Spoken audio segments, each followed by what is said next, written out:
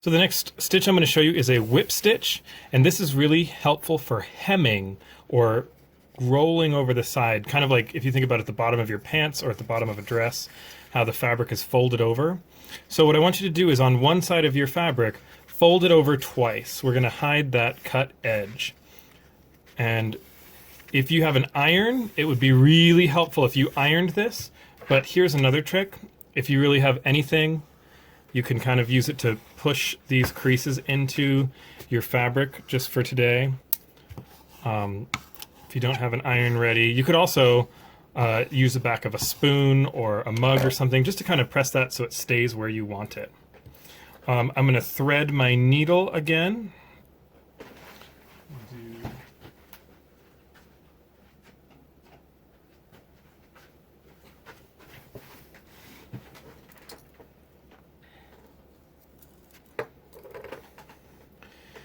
Thread my needle in this pink.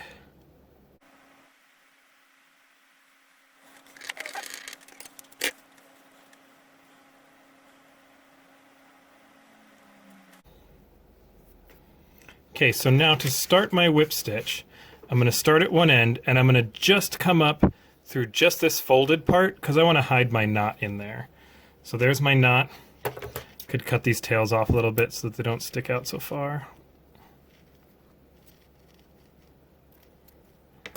So there's my knot hidden under there. And then I want to, just to make sure my thread is really secure, I'm going to tie a knot, so the same way I did earlier, passing my needle through the loop and then pull. So now I'm connected just to here. So now the purpose of the whip stitch is to whip these two together. So it's going to feel like we're going in a spiral motion. But I don't want to see too much of my thread on the outside. And normally I would be using a thread that was the same color as my fabric in order to protect against that as well. So I'm going to start by poking from the top down here and through the bottom fabric as well, but I'm going to do it just a tiny little bit so that on the other side we only see a little bit of pink. Just a tiny bit. I'm going to make sure my thread doesn't go through my loop like I did with my knot. But so there's my first whip. Then I'm going to come back and do the same thing again, making sure that I don't cause a knot, so I want to make sure I'm going outside of that. Oh, that's a little big. I'm going to make that one smaller. So really, you could just barely tick through the other side for this, because we are going to make this a hem.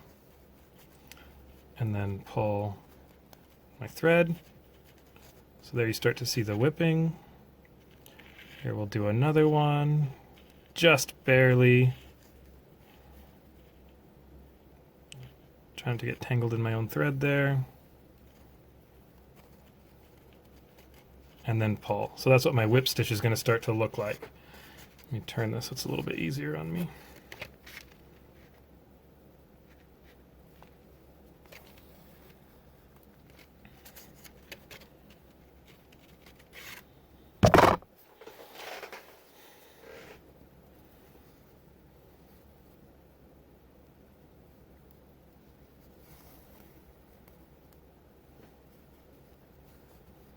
And now if I flip it over the other side, you should see just little tiny ticks of pink.